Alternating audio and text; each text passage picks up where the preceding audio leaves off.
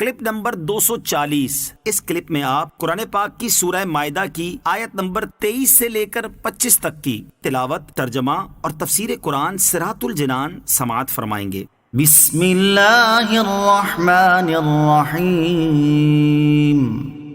ترجمہ: اللہ کے نام سے شروع جو نہایت مہربان رحمت والا ہے۔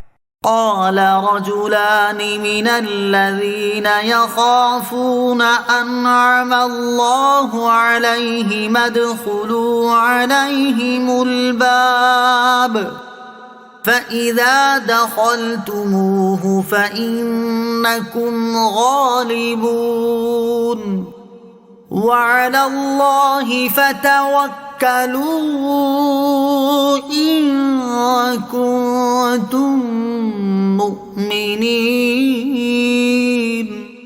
ترجمہ: اللہ سے ڈرنے والوں میں سے وہ دو مرد جن پر اللہ نے احسان کیا تھا، انہوں نے کہا شہر کے دروازے سے ان پر داخل ہو جاؤ، تو جب تم دروازے میں داخل ہو جاؤ گے تو تم ہی غالب ہوگے، اور اگر تم ایمان والے ہو تو اللہ ہی پر بھروسہ کرو۔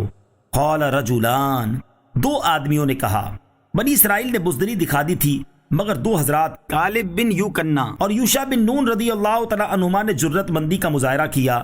یہ دونوں حضرات ان سرداروں میں سے تھے جنہیں حضرت موسیٰ علیہ السلام نے جبارین قوم کا حال دریافت کرنے کے لیے بھیجا تھا، اور انہوں نے حالات معلوم کرنے کے بعد حضرت موسیٰ علیہ السلام کے فرمان کے مطابق جبارین کا حال صرف حضرت موسیٰ علیہ السلام سے عرض کیا تھا اور دوسروں کو نہ بتایا تھا۔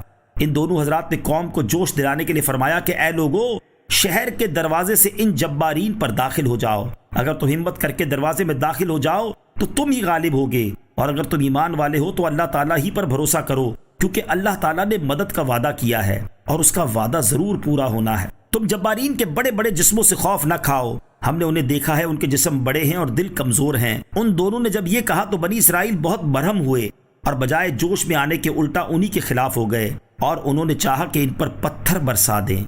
قالوا يا موسى إنا لن ندخلها أبدا ما داموا فيها فاذهب أنت وربك فقاتلا إنا هاهنا قاعدون۔ ترجمہ: پھر قوم نے کہا اے موسیٰ، بے شک ہم تو وہاں ہرگز کبھی نہیں جائیں گے، جب تک وہ وہاں ہیں تو آپ اور آپ کا رب دونوں جاؤ اور لڑو، ہم تو یہیں بیٹھے ہوئے ہیں۔ اِنَّا لَن نَدْخُلَهَا أَبَدًا، بے شک ہم تو وہاں ہرگز کبھی نہیں جائیں گے۔ بنی اسرائیل نے حضرت موسیٰ علیہ السلام کے ساتھ جہاد میں جانے سے صاف انکار کر دیا۔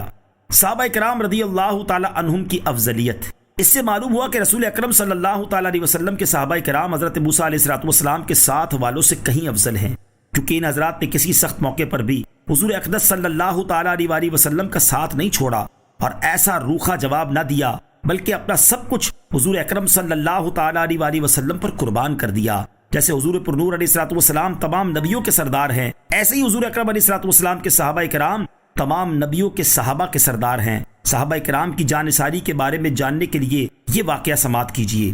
جنگ بدر کے موقع پر سرکار دو عالم صلی اللہ تعالی علیہ وسلم نے صحابہ کرام سے مشورہ فرمایا تو حضرت سعد بن عبادہ رضی اللہ تعالیٰ عنہ نے کھڑے ہو کر عرض کی، یا رسول اللہ صلی اللہ تعالی علیہ وسلم، آپ ہماری رائے معلوم کرنا چاہتے ہیں؟ اس ذات کی قسم جس کے قبضہ قدرت میں میری جان ہے، اگر آپ علیہ السلام ہمیں سمندر میں کود جانے کا حکم ارشاد فرمائیں تو ہم اس میں کود جائیں گے۔ انصار کے ایک معزز سردار حضرت مقداد بن اسود رضی اللہ تعالیٰ عنہ نے عرض کی، یا رسول اللہ صلی اللہ تعالیٰ علیہ وسلم، ہم حضرت موسیٰ کی قوم کی طرح یہ نہ کہیں گے کہ آپ اور آپ کا خدا جا کر لڑیں، بلکہ ہم لوگ آپ صلی اللہ تعالیٰ علیہ وسلم کے دائیں سے، بائیں سے، آگے سے، پیچھے سے لڑیں گے۔ یہ سن کر رسول اکرم علیہ السلام کا چہرہ انور خوشی سے چمک اٹھا۔ قال رب إني لا أملك إلا نفسي وأخي فافرق بيننا وبين القوم الفاسقين۔ ترجمہ: موسیٰ نے عرض کی، اے میرے رب، مجھے صرف اپنی جان اور اپنے بھائی کا اختیار ہے، تو تو ہمارے اور نافرمان قوم کے درمیان جدائی ڈال دے۔ قال ربی، موسیٰ نے عرض کی، اے میرے رب۔ حضرت موسیٰ علیہ السلام نے اپنی قوم کے جواب سے غمزدہ ہو کر اللہ تعالیٰ کی بارگاہ میں عرض کی کہ مولا مجھے صرف اپنی جان اور اپنے بھائی ہارون کا اختیار ہے، تو ہمارے اور نافرمان قوم کے درمیان جدائی ڈال دے اور ہمیں ان کی صحبت اور قرب سے بچا، اور یہ کہ ہمارے اور ان کے درمیان فیصلہ فرما دے۔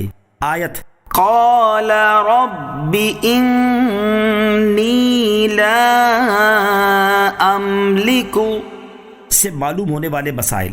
اس آیت سے 3 مسئلے معلوم ہوئے۔ نمبر 1، بروں سے علیحدگی اچھی چیز ہے جس کی حضرت موسیٰ علیہ السلام نے دعا مانگی۔ نمبر 2، بروں کی برائی سے نیک بھی بعض اوقات مشقت میں پڑ جاتے ہیں، جیسا کہ ان نافرمانوں کی وجہ سے حضرت موسیٰ علیہ السلام کو بھی مقام طیہ میں قیام فرمانا پڑا، اگرچہ اللہ تعالیٰ نے آپ علیہ السلام کے لیے سہولت میسر فرما دی تھی۔